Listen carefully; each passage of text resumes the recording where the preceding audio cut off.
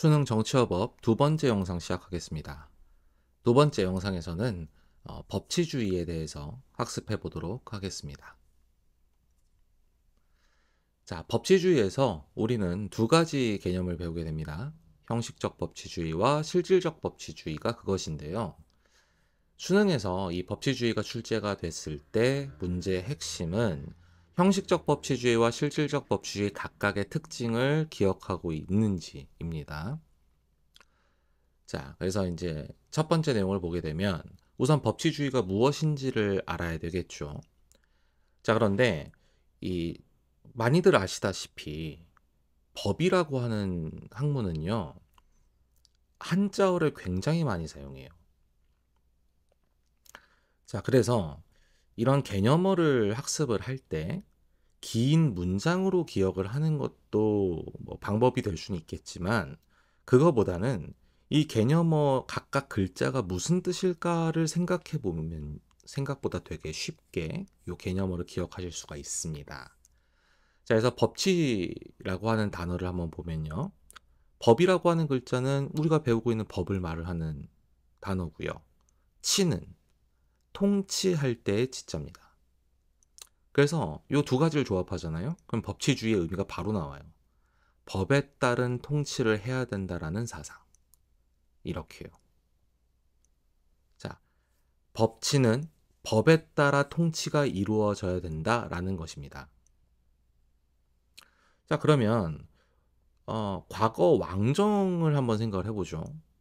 왕정은 국가 통치의 기준이 무엇입니까? 바로 사람이죠. 왕. 왕이 무엇을 하고 싶어 하는지, 왕의 의지가 무엇인지가 결국 국가가 나아가게 될 방향이고 국가 통치의 기준이 되는 겁니다. 자, 그런데 이렇게 사람이 국가를 통치를 하게 되면 무슨 문제가 생길까요? 왕도 한 명의 사람에 불과하기 때문에 언제나 공정하고 객관적인 기준만 갖는 게 아니에요. 그래서 국가의 의사결정이라고 하는 것이 반드시 합리적으로 이루어진다고 보장할 수 없습니다. 그리고 왕도 사람이기 때문에 순간순간의 기분이나 감정에 영향을 받을 수밖에 없어요. 따라서 만약 왕이 국민들의 자유와 권리를 빼앗겠다라는 의지를 갖게 된다면, 혹은 국민들의 권리를 뺏겠다라고 하는 좀 나쁜 의도가 아니라 할지라도 순간의 감정에 영향을 받아서 비합리적인 방향으로 국가 의사결정을 하는 상황이 펼쳐지게 된다면 국가는 발전이 아니라 퇴보를 할 수밖에 없을 테고, 그러면 그 국가에 살고 있는 국민들은 자연스레 피해를 받을 수밖에 없게 되겠죠. 결국 인간에 불과한 왕의 통치를 받게 되잖아요. 그러면 국민들의 자유와 권리가 언제나 보호된다고 볼 수 없습니다. 그런데 사전에 만들어져 있는 법에 의해서 통치가 이루어지면요, 그런 위험성을 확연히 줄일 수가 있죠. 국민들의 대표들을 선거를 통해서 뽑아서 그들로 하여금 법을 만들게 하고 그걸 기준으로 국가가 통치가 된다면 함부로 국민들의 자유와 권리를 빼앗으려고 하는 내용의 법이 만들어지지도 않을 것이며, 그 기준으로 국가가 통치가 된다면 국민의 자유와 권리가 보장되는 방향으로 국가가 통치될 가능성이 압도적으로 높아지겠죠. 이게 우리가 법치주의를 실시하고 있는 이유입니다. 자, 요거 문제에 굉장히 자주 등장하는 편이에요. 법치주의의 목적은요, 국민의 자유와 권리를 보장하기 위한 것입니다. 이해되셨죠? 이건 뒤에서 배우게 되는 형식적 법치주의와 실질적 법치주의가 서로 다르지 않아요. 법치주의의 목적, 국민의 자유와 권리를 보장하는 것, 이 내용은 형식적 법치주의와 실질적 법치주의가 모두 추구하는 공통점입니다. 잘 기억해 놓으세요. 자, 그러면 이제 형식적 법치주의를 한번 보죠. 자, 형식적 법치주의라고 하는 것은요, 통치의 합법성을 강조하는 것인데, 자, 통치의 합법성이라는 게 뭐냐면, 법이 만들어지는 절차가 제대로 지켜졌다면 아무런 문제가 없다라고 보는 거예요. 법이 만들어지는 절차가 잘 지켜졌는지가 핵심인 겁니다. 형식적 법치주의에선. 자, 그래서 형식적 법치주의에서는 그냥 절차만 중시하기 때문에 그 법이 무엇을 목적으로 하는지, 그 법에 담겨져 있는 내용이 무엇인지는 그렇게 중요하게 따지지 않아요. 왜 이렇게 생각을 했을까? 아니, 가장 중요한 건 알맹이, 내용 아닙니까? 그런데 왜 법의 내용이라는 걸 신경 쓰지 않았을까요? 아까 앞에서도 언급했던 것처럼 현대 민주주의 국가에서는 국민들이 선거를 통해서 자신들을 대표할 대표자를 뽑습니다. 그리고 그 대표자들이 이제 법을 만들고 집행을 하죠. 자, 이런 구조가 되어 있기 때문에 국민들이 뽑은 대표들이 국민들의 자유와 권리를 침해하는 내용의 법을 만들지도 않을 것이며, 네, 그런 것들이 실제 현실화돼서 집행이 될 거라고도 생각하지 않았던 거죠. 얼핏 생각하면 말이 되죠. 국민들이 뽑아놓은, 국민들의 지지를 받아서 당선된 국민의 대표들이 자신을 뽑아준 국민들의 자유와 권리를 침해하는 내용의 법을 만든다? 말이 안 되죠.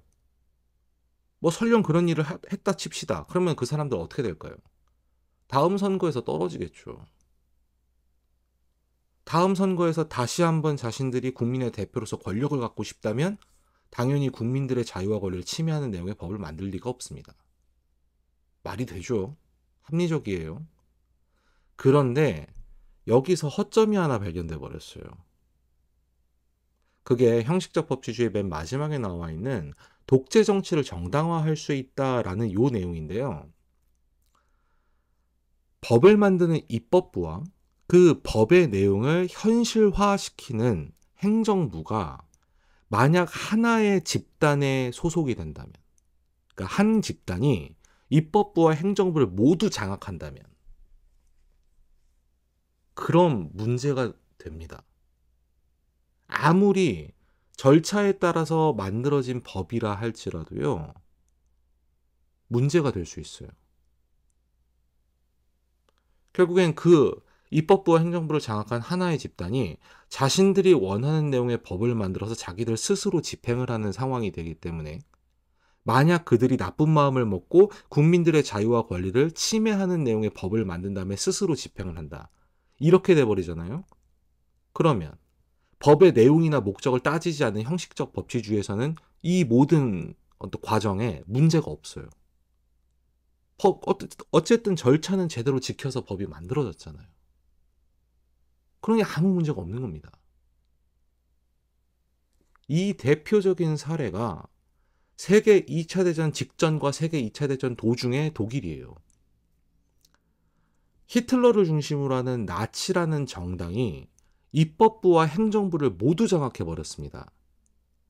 그렇게 독재 정치를 펴버리니까 나치가 원하는 내용의 법을 나치가 장악한 국회에서 만들고 그걸 나치가 장악하고 있는 행정부에서 집행하는 거예요.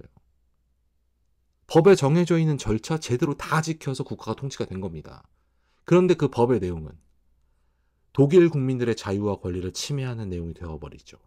되어도 되죠.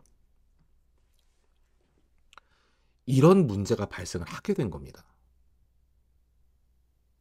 그래서 세계 2차 대전 이후 법을 연구하시는 분들은 다시는 이런 일이 발생하면 안 되기 때문에 법치주의의 내용을 일부 수정하게 돼요. 그것이 바로 실질적 법치주의라고 하는 겁니다. 자, 그러면 이제 대충 내용이 예상이 되죠. 실질적 법치주의의 내용이.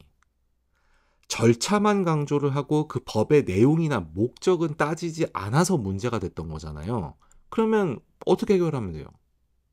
법이 담고 있는 목적과 내용도 따지면 되는 거잖아요. 그래서 실질적 법치주의는 법의 목적과 내용도 중시를 합니다. 그 법이 추구하는 목적, 그리고 그 법에 담겨있는 내용이 민주주의가 추구하는 가치, 국민의 자유와 권리를 보장하는 것, 여기에 부합하느냐.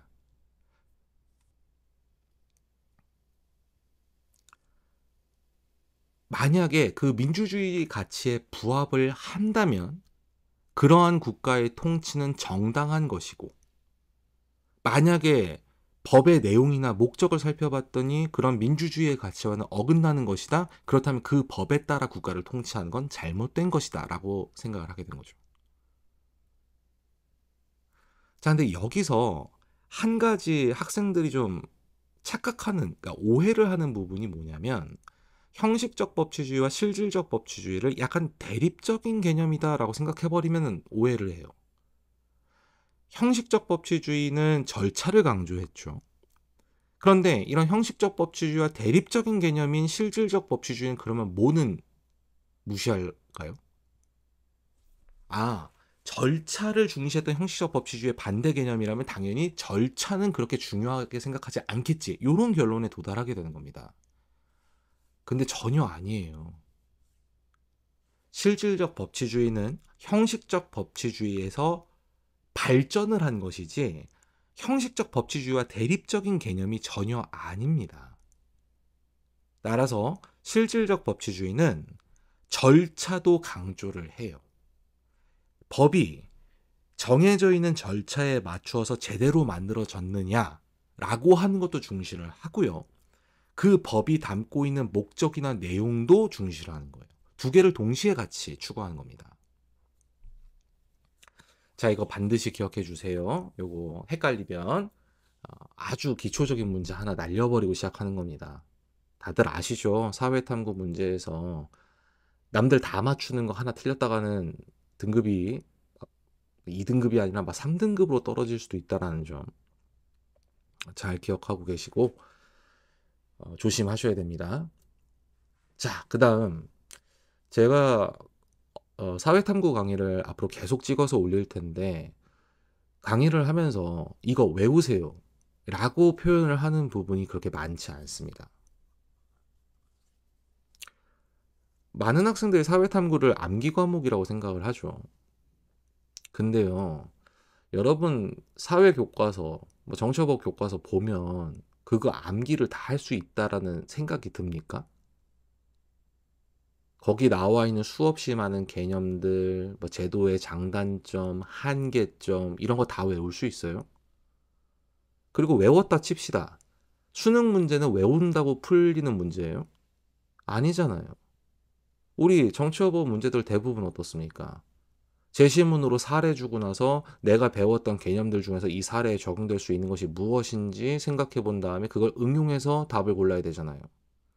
단순 암기로 응용 문제 풀 수 있습니까? 아니지요. 자, 사회탐구는 암기 과목이라고 생각하면 망합니다. 그러니까 사회뿐만이 아니라 모든 공부가 다 마찬가지예요. 이해를 하지 않으면 그 수없이 많은 양을 암기를 할 수도 없을 뿐더러 시험에 나오는 응용 문제를 풀 수도 없어요. 자, 그래서 제가 강의 영상 내내 여러분이 느끼기에는 저런 설명을 굳이 해야 되나 싶은 것도 있을 수 있어요. 그런데 그걸 해드리는 이유는 간단합니다. 여러분이 이 제도를 단순 암기가 아니라 이해를 해서 좀 더 쉽게 기억하실 수 있게 만들려고. 자, 제가 수업을 하는 어떤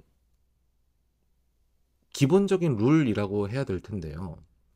근데도 제가 가끔은 이건 그냥 외우세요라고 하는 부분이 있어요. 그건 이걸 이해시키는 설명을 하는 것이 비효율적일 때입니다.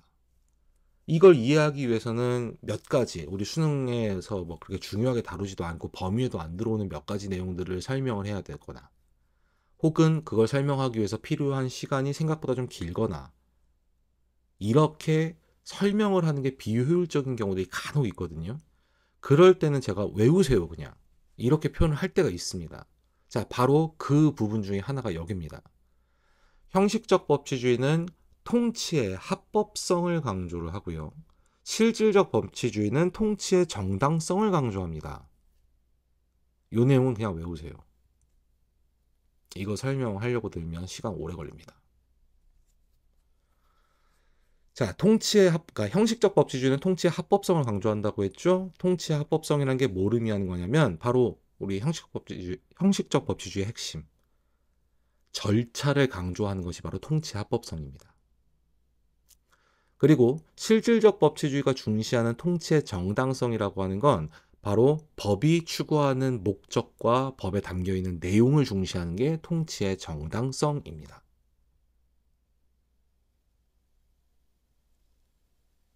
자, 그래서 요거는 그냥 암기를 좀 해주십시오. 자, 그 다음 마지막입니다. 실질적 법치주의 부분의 맨 마지막을 보면 위헌법률 심사제라고 하는 것이 있는데요. 요것도 수능에 자주 나옵니다. 위헌법률 심사제는요, 실질적 법치주의의 실현 방안이라고 해서 배워요. 자, 근데 이거 단순 암기하지 마시고 이해할 수 있습니다. 자, 위헌법률 심사제라고 하는 것은 뒤에서 배우게 될 헌법재판소의 권한 중에 하나입니다. 뒤에서 자세하게 또 배울 거예요.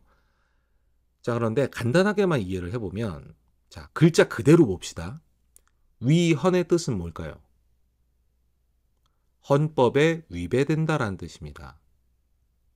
무엇이? 바로 뒤에 있는 법률이.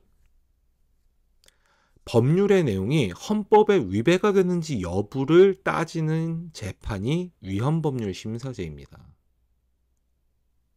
자, 그러면 이 위헌법률 심사제에서는 주로 무엇을 따지는 거예요?